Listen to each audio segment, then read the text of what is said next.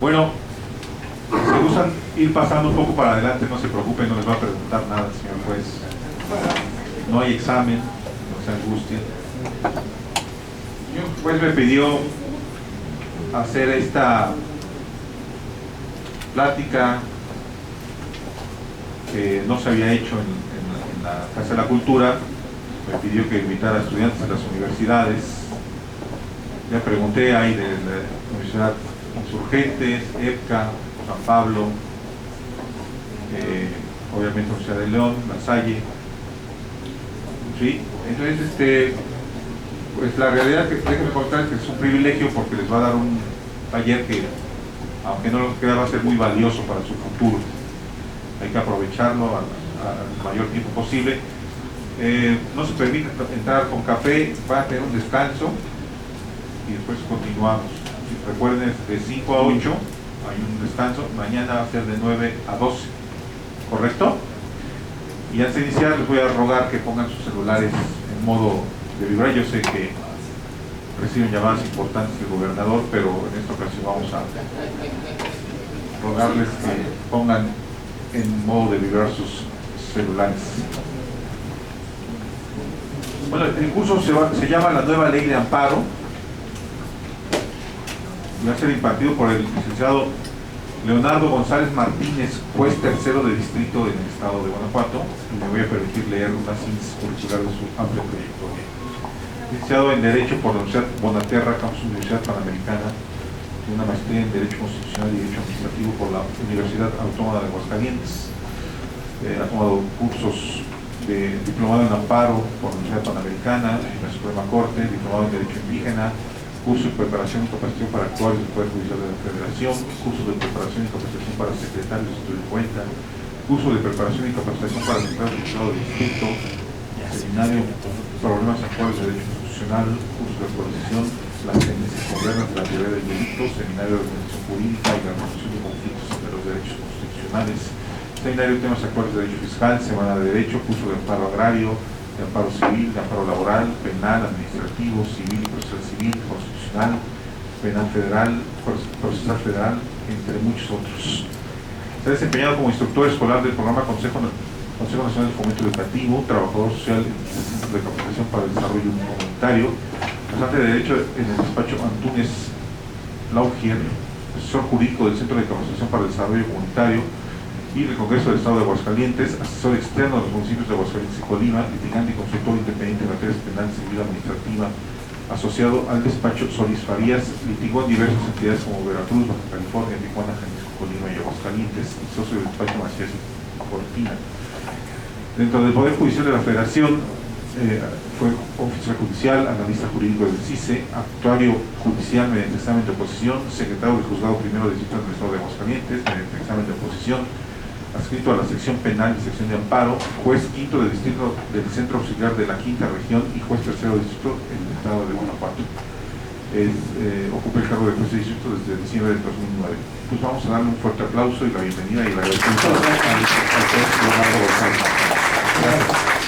Pues miren, la iniciativa de esta charla fue efectivamente a petición mía y también en colaboración con el licenciado Rondiano. Pues el interés es hablar con estudiantes, no exactamente hablar con litigantes o hablar con foro de abogados. Le comentaba yo al licenciado Rondiano que generalmente estas charlas se dan a otro tipo de personas y estamos descuidando mucho a los estudiantes. De hecho, el ministro Cosío hace una crítica muy dura a la judicatura y también al sistema escolar en México, donde estamos un poco desligados los jueces, magistrados del país con las universidades. Entonces, este es un esfuerzo, tanto mío como de la Casa de la Cultura, por realizar un foro respecto de la nueva ley de amparo por parte de un titular de un juzgado federal. Yo quisiera pedirles que fueran abiertos como estudiantes. Yo quiero decirles que es mucho mejor que ustedes como estudiantes inquieran, discutan, debatan con los jueces y magistrados, a que los litigantes lo hagan. Según esto, los litigantes pues ya tuvieron su oportunidad de ir a la escuela, ya tuvieron la oportunidad de aprender. Ustedes todavía tienen la bandera de que están aprendiendo, que están en la universidad, entonces ustedes tienen voz para criticar y para preguntar abiertamente los temas jurídicos de ley de amparo. No digo que los otros no, pero a mí me parece un poco difícil venir a hablar de temas que en teoría debieron haber visto en la escuela los litigantes. Entonces, para mí es una oportunidad única venir a hablar con ustedes, también haberlo hecho plural, un gran esfuerzo de la Casa de la Cultura, haber invitado a todas las universidades, haber pedido incluso que vinieran docentes de las universidades. Entonces es un evento plural, no tiene dedicatoria para ninguna universidad, tiene una dedicatoria para los estudiantes. Y bueno, la dinámica va a ser del siguiente modo. Miren, puse el cronómetro para 1 hora. Voy a comenzar la charla comentando pues los principios fundamentales del amparo, pero voy a intentar variar pues la exposición que generalmente ustedes tienen en sus clases para llevarlo un poco a un terreno más pragmático, a un terreno de una experiencia que es la experiencia judicial del amparo. Les voy a dar una serie de información, también les voy a dar una serie de información basada en la experiencia de cada uno de estos temas, y tienen que tener en cuenta una cosa: mi posición es sumamente crítica respecto del amparo. ¿Esto qué quiere decir? Que yo no estoy hablando por el Poder Judicial ni por el Consejo de la Judicatura. Yo vengo a hablar como conferencista, cierto, soy un funcionario público, pero la independencia que tengo como personaje ahorita pues es plena. No vengo aquí a hablar bien del Poder Judicial, vengo a hablar abiertamente de los problemas que tenemos, y que supongo que ustedes también tienen conciencia de alguna manera, tienen ganas de discutirlos. Si yo vendría a hablar bien de la tarea judicial y venir a engalanar o a hacer exceso de hablarles bien del trabajo judicial, realmente pues eso lo pueden ver en la prensa o lo pueden leer en un panfleto del Poder Judicial. No vengo a hacer eso, vengo a exponer los problemas de la Judicatura Federal en los que estamos enfrentando. Vengo a exponerles los problemas de la práctica que se dan con los nuevos litigantes, con los nuevos juicios de amparo de esta nueva ley.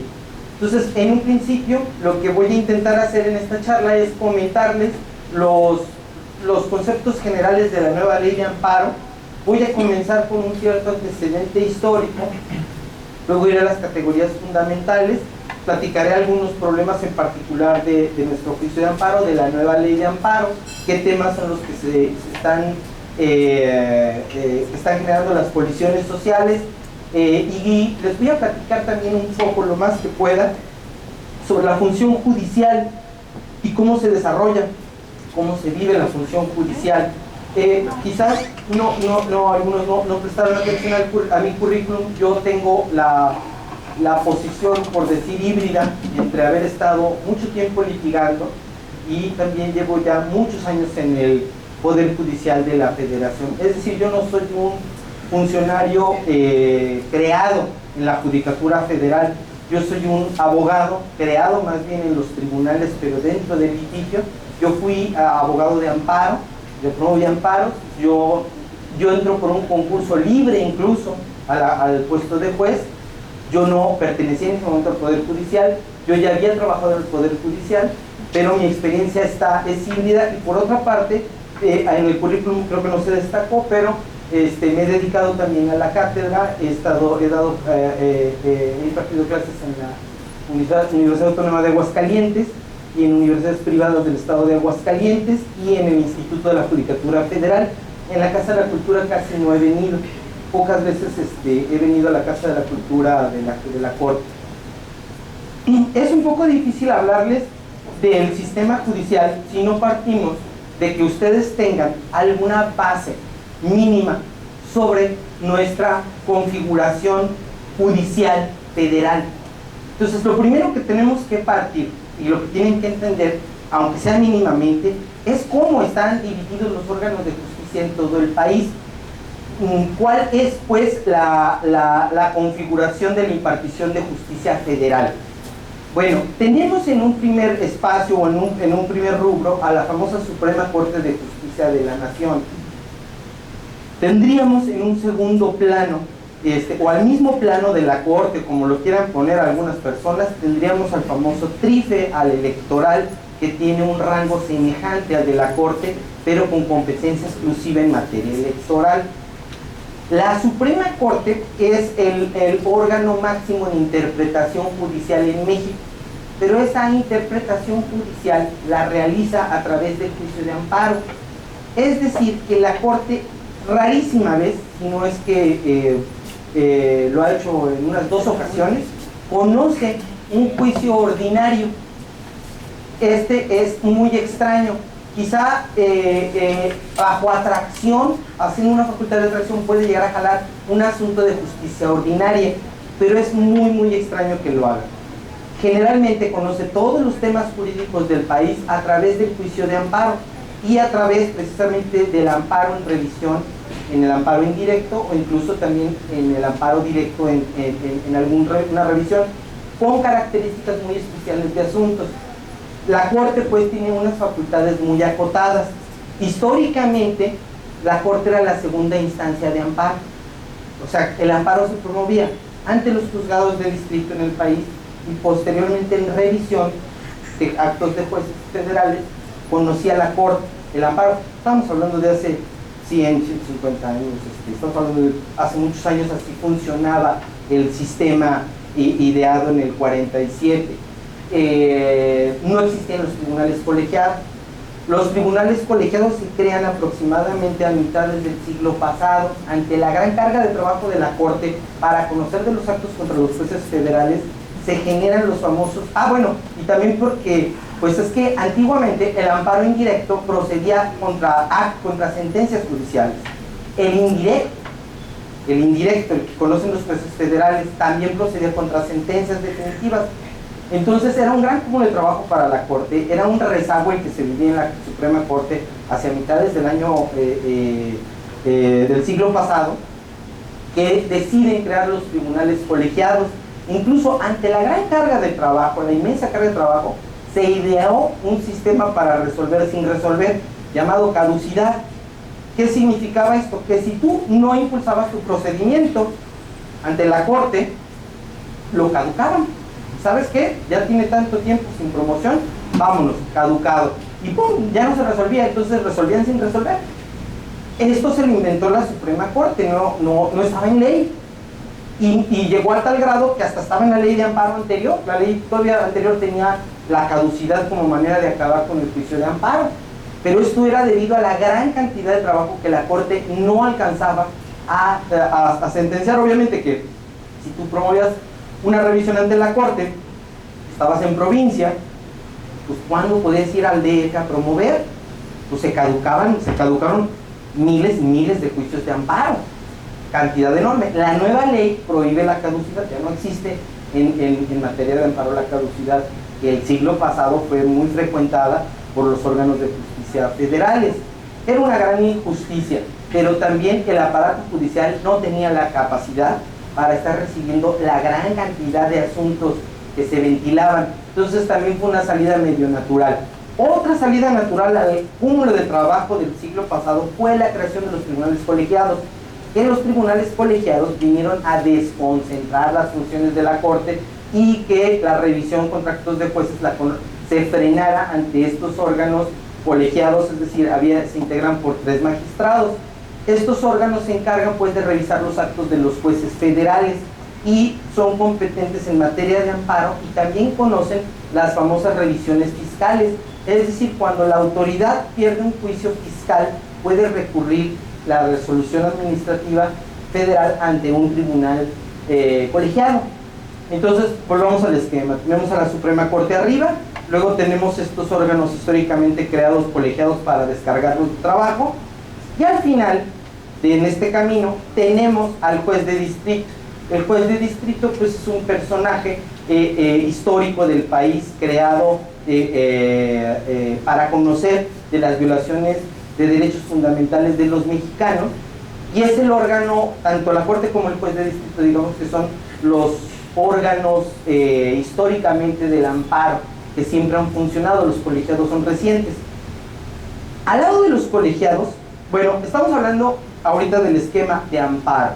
Esos serían los tres órganos que conocen de amparo en forma regular o normal, en la normalidad. Hay otra materia que manejamos en los juzgados federales, que ya no es amparo.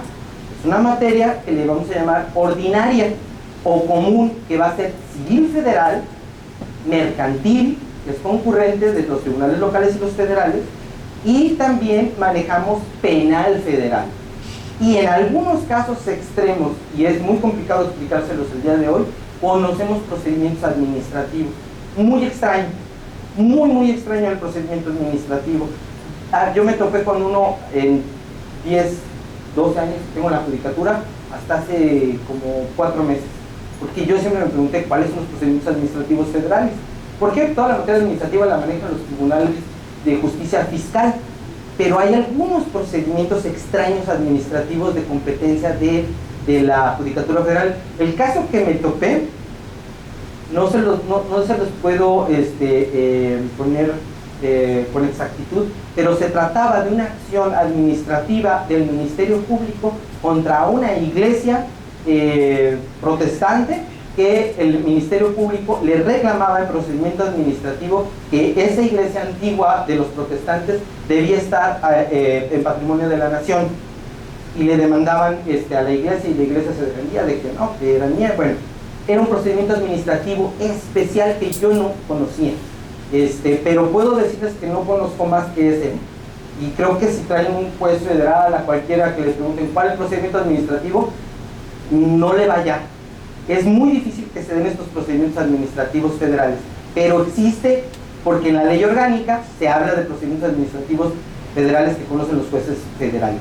Bueno, entonces hablábamos de la estructura. Tenemos Suprema Corte, colegiados, jueces de distrito. En materia ordinaria, penal federal, delitos contra la salud, famosos delitos contra la salud, los famosos delitos de deportaciones de armas de la Ley Federal de Fuego, que son los típicos, y todos los delitos del Código Penal Federal los conocen los jueces federales. Conocemos también materia mercantil normal, como los jueces locales, idéntico, lo conocen los jueces federales. Somos concurrentes. Se puede promover ante el foro federal, se puede promover ante el foro local. Si ustedes me preguntan ante qué, vayan ante los jueces locales, por favor. Por varias cosas. Los federales no tenemos experiencia en esa área, no estamos entrenados, no somos capacitados en mercantil. Segundo, nuestra capacidad de trabajo y nuestra gran cantidad de asuntos hace que los mercantiles estén en el último lugar. O sea, no es mal visto que no realicemos la diligencia de embargo en emplazamiento hasta después de 3-4 meses. Entonces, en el foro local, en 15 días ya estás emplazando y ya puedes quizás hasta tener un embargo. Y en el federal puedes tardar muchos meses, porque no es prioritaria esa materia, y aunque se rompan términos, pues tenemos asuntos de mucha más importancia y de mucha más peligrosidad para la sociedad, o de dañosidad a la sociedad, que nos justifica no poder trabajar con la prioridad que deben de realizarse los mercantiles. Por eso no es nada más porque mi consejo no es por flojo, sino porque esa es la situación que se vive. Bueno, entonces tenemos el penal federal, el mercantil, hay una materia especial de conocimiento de los jueces federales, que será los concursos mercantiles, que eso digamos que es una área especializada de derecho mercantil. Tenemos también en exclusividad de los jueces federales en el país, de acuerdo al 17 constitucional, las famosas en el futuro, ahorita no, acciones colectivas. Las acciones colectivas son acciones civiles contra empresas, contra servicios, problemas del consumidor grandes. La Federación hace algunos años, el Congreso, estableció una reforma a través de la cual implementó las acciones colectivas. Las acciones colectivas, ¿de qué se trata? Es más fácil decirles un referente. Los norteamericanos manejan esta área mucho más que México. Si recuerdan películas donde demandan a una empresa porque contaminó el ambiente, o porque el juguetito estaba mal hecho y dañó a un grupo de consumidores grande, esas son las acciones colectivas. Las acciones colectivas están hechas principalmente para los derechos del consumidor, pero atienden materia ambiental, atienden materia de servicios financieros, de servicios en general, y estamos en el gran rubro del ser humano como en su dimensión de consumidor. Que no se nos olvide que en la modernidad el ser humano es un ser eminentemente consumidor de lo que ustedes quieran. O sea, antes que ser católicos son consumidores. ¿De qué? Voltéense a ver. Están pagando un servicio de teléfono, están pagando un servicio educativo, voltéense a ver, y todos ustedes son consumidores de todo. Esa es una dimensión humana de la modernidad. Entonces, ante el gran cúmulo de problemas del consumidor, los países desarrollados inventaron una forma de acceso a la justicia colectiva y se llama acción colectiva. Hay acción colectiva civil en México ahorita, desde hace como 2 o 3 años, y además ya tenemos en el Código Civil un apartado especial que regula el trámite de la acción colectiva, que es sumamente complejo, muy complicado. No nos da la charla para hablar de las acciones colectivas. Y además es un tema de emergencia reciente, no tiene muchos años. ¿Se pueden promover acciones colectivas ante jueces federales? Sí. Es competencia exclusiva de los jueces federales. Los jueces locales, la localidad, no puede conocer acciones colectivas. ¿Por qué? Porque el 17 dijo que nada más los jueces federales pueden conocer acciones colectivas. ¿Por qué? Porque es un asunto muy importante para el país, porque una acción colectiva es tan o más importante que un concurso donde quiebra una empresa aviadora. Los norteamericanos tienen pánico de las acciones colectivas. Las acciones colectivas derriban empresas, acaban con consorcios económicos. Entonces son juicios muy dañosos porque pueden acabar muy mal para la sociedad. Por eso quitaron a la localidad. Si quieren, es discutible que haya esta exclusividad de la federación. Lo cierto es que así se plantea en la Constitución, como competencia exclusiva de jueces federales las acciones colectivas. Eso es de reciente emergencia. Entonces, tenemos más o menos, bueno, respecto de la materia común, que he dicho que es penal federal, mercantil, civil federal, respecto de estas áreas, la concursal, respecto de estas áreas, no conocen los tribunales colegiados, no revisan a los jueces. Hay otro tribunal por ahí medio raro que a veces suena extraño, que se llama Tribunal Unitario. El Tribunal Unitario, integrado por un solo magistrado, es el que conoce de los actos de los jueces en materia ordinaria. Es nuestra segunda instancia ordinaria, los unitarios, los tribunales unitarios. Entonces, más o menos, bueno, hay también 2 híbridos ahí medio extraños en la actualidad, que son los famosos juzgados auxiliares de distrito y tribunales colegiados auxiliares de distrito y también tribunales unitarios. De las 3 categorías que les he comentado, juzgados, tribunales colegiados y tribunales unitarios, recientemente, hacia el 2009, se inventó un sistema que se llama auxiliar, así se le conoce, sistema auxiliar de justicia. En todo el país hay una serie que le llaman de regiones auxiliares. Bueno, estos tribunales auxiliares hacen lo que dice su nombre, ayudan a los órganos de justicia. ¿Y cómo les ayudan? Dictan sentencias. Entonces, mucha gente dice, oye, ¿cómo es posible que yo promoví una demanda de amparo en León y la resolvió el juez sexto auxiliar de Zacatecas? Oye, ¿cómo estuvo esto? ¿Cuándo? Pues es que el sistema judicial tiene órganos de justicia que están ayudando a los órganos que les llamamos ordinarios o de número. Así los conocemos en la práctica. Cuando hablamos de un juzgado de distrito como los que están en López Mateos, a esos les llamamos juzgados de número. Así les conoce el argot. Juzgados de número, juzgados ordinarios, que son los antiguos juzgados de distrito. Y a los nuevos órganos de justicia que crearon se llaman juzgados auxiliares. ¿Cuáles son sus diferencias? Pues miren, básicamente es que el auxiliar nada más dicta sentencias, no hace otra cosa, no tramita, nada más se le envían por correo los expedientes para sentenciar, ya integrados los expedientes, es decir, que ya que está el juicio para dictar sentencia, se le remiten y ellos resuelven, dictan sentencia. Eso es lo que hacen todos los órganos de justicia auxiliar, no hacen otra cosa. Conocen asuntos de toda la República. Yo estuve en un juzgado auxiliar de juez en Culiacán. En Culiacán yo resolví asuntos de Nayarit, resolví asuntos de Tijuana, de Mazatlán, ya no me acuerdo de qué, de Monterrey. Desde Culiacán nos mandaban los expedientes en lo que llamamos remesas. Llegaban remesas gigantes de 55 expedientes y resolvíamos. Los juzgados auxiliares no tienen mucho personal. Un juzgado de número o normal tiene aproximadamente entre 38 y 40 y pico de personas. Un juzgado auxiliar se integra máximo por 12 personas y no dicta más que sentencias. Las integra, las manda a León o a donde está, al juzgado que esté auxiliando. El juzgado que recibe ya nomás notifica la sentencia y es lo mismo. Si no estás de acuerdo con tu sentencia, te vas a revisión, te vas ante colegiado, promueves tu recurso contra la sentencia del juez, como si fuera el de León, pero bueno, la dictó el de Zacatecas, y lo recibe el colegiado, y el colegiado a su vez puede mandarle un auxilio. Entonces tu asunto puede haberse resuelto, ser un problema de León, resuelto en Zacatecas, y luego en revisión acabó en Guadalajara. Así está ahorita el sistema. Ante la gran cantidad de trabajo, se inventaron estos órganos llamados auxiliares. Han funcionado y han funcionado bien en general. Por lo menos han descargado una gran cantidad de trabajo que teníamos los órganos normales de justicia. Para algunos litigantes, el comentario es que no les gusta por dos cosas. Uno, porque pues no pueden ir a hacer el alegato de oreja. Dicen, oye, no fregues, ¿cómo voy a ir a Zacatecas?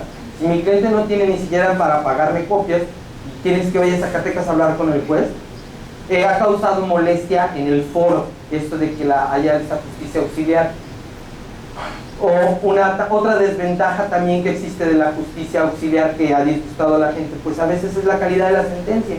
No les gusta a veces cómo dicta la sentencia del juez auxiliar, pero también existe la otra historia que al contrario, qué bueno que se fue el auxiliar porque el auxiliar tiene mejor criterio que el de número.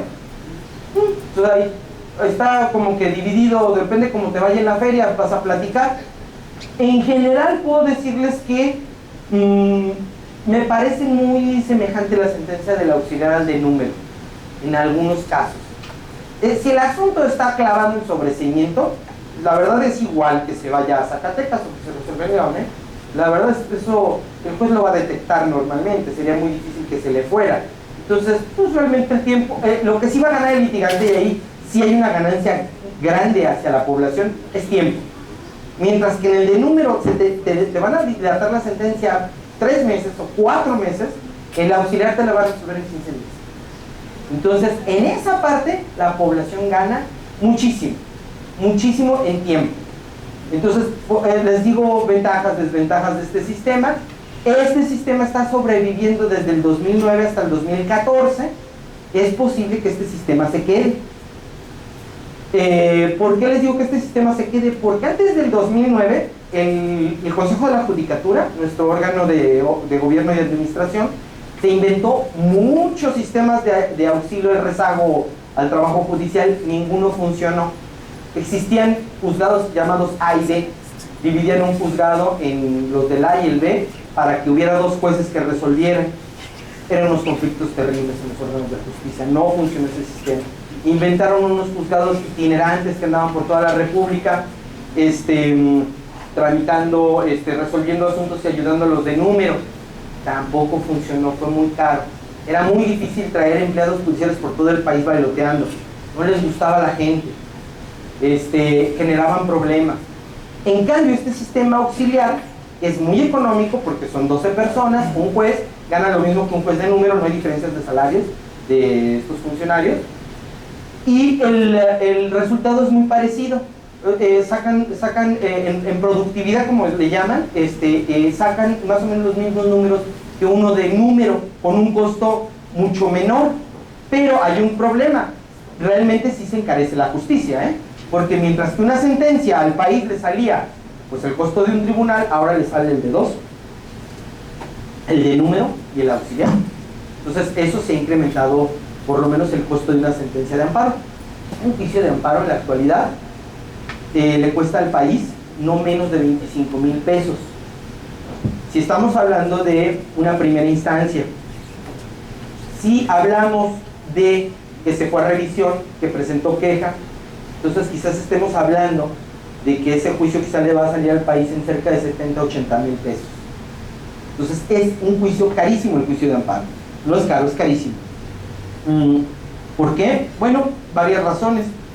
No me quiero perder ahorita en este tema. Varias razones. En la Judicatura Federal tiene sueldos muy altos para los funcionarios, para los jueces, para los magistrados, para los secretarios, para los oficiales. Son sueldos muy buenos. ¿Qué son buenos? Bueno, un operativo, mecanógrafo, antiguo llamado mecanógrafo del sistema judicial, no gana menos de 16,000, 18,000 pesos. Es un sueldo extraordinario en este país. Es un sueldo, y es el menor pagado. Habrá dos puestos por ahí de los juzgados que ganan menos, que es el oficial de mantenimiento y el chofer.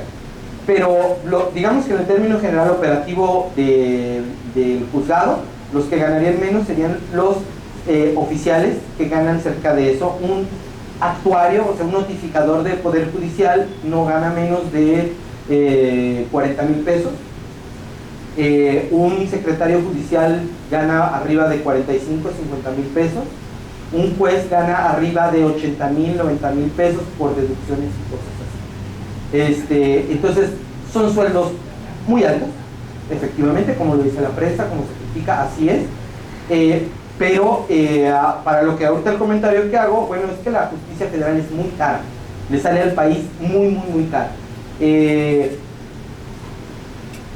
Más o menos les he comentado todo el esquema judicial.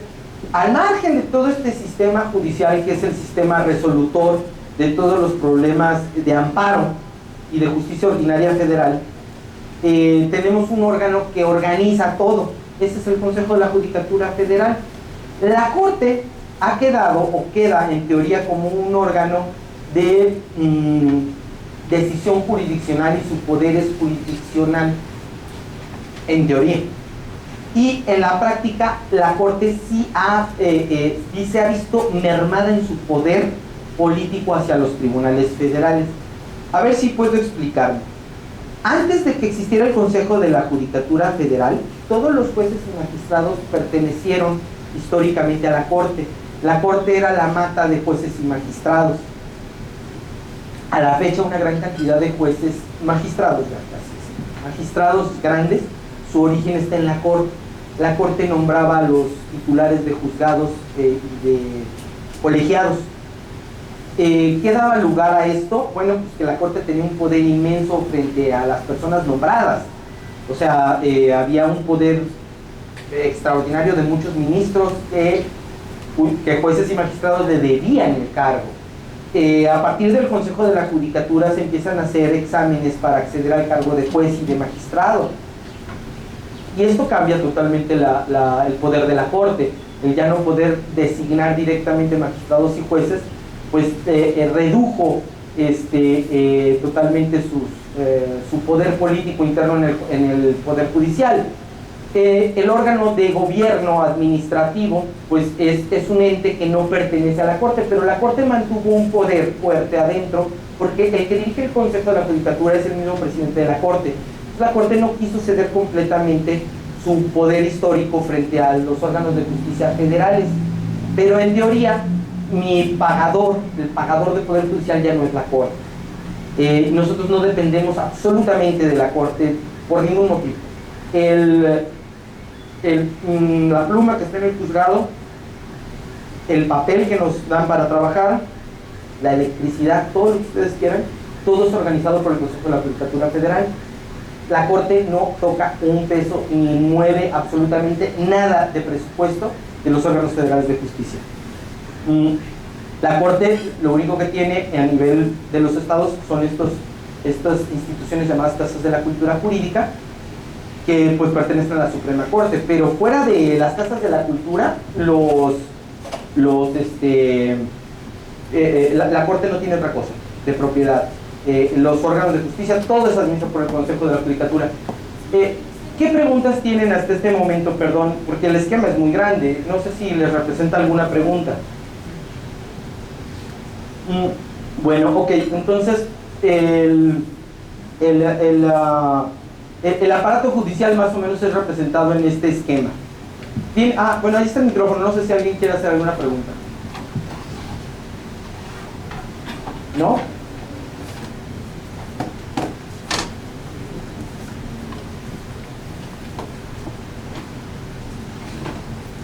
Bueno. Entonces voy a continuar. Voy a hacer alguna reflexión histórica sobre el juicio de amparo en términos muy generales. El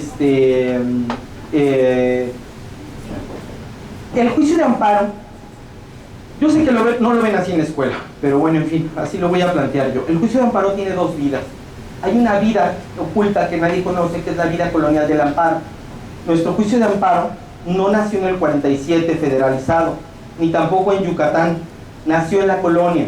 La colonia ya tenía este instrumento de acción para remediar problemas ágilmente. El jurista Andrés Lira, actualmente en el Colegio de México, ha demostrado que hay antecedentes del amparo tanto en el Virreinato del Perú como en México. O sea, el amparo no tiene origen propiamente, como a veces nos lo dicen los libros, en Yucatán, con el señor Otero o Rejón. El amparo tiene antecedentes más antiguos. Cuando se han intentado investigar estos antecedentes, de dónde sacaron el nombre, nadie ha topado con la solución, y la solución es que este nombre es de la época colonial. La palabra amparo pues tiene esta connotación de protección, pero con el tiempo se perdió, no se mantuvo el amparo, no se legisló nunca. Era un instrumento, por decir, pretoriano o generado por las prácticas gubernamentales de mediación de solución de conflictos. Realmente nunca se legisló, por eso no hay antecedente del amparo en México más que a partir de la Constitución yucateca de los años 40. El amparo se federaliza en el 47 en todo el país, pero el amparo no tenía ley reglamentaria. El amparo pasó por una situación de falta de legislación durante muchos años, lo que provocó que fuera muy difícil instaurar el juicio de protección porque no había procedimiento legal establecido. Realmente el amparo tiene un origen en la configuración judicial. El Poder Judicial fue el que configura todo el juicio de amparo. Todas las leyes de amparo fueron generadas desde la Judicatura. ¿Por qué? Pues porque éramos los que lo tramitábamos y los que le fuimos dando forma y los que le fuimos dando contenido. El legislativo propiamente no sabía cómo tramitar juicios. La ley de amparo es una legislación absolutamente procesal, y este proceso de amparo lo fuimos creando poco a poco a través de la práctica del amparo. Entonces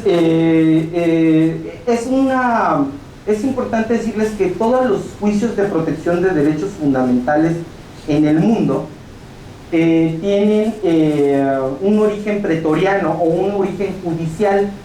Generalmente todos los instrumentos de protección de derechos humanos son generados a través de los criterios judiciales y son los que les dan forma y contenido.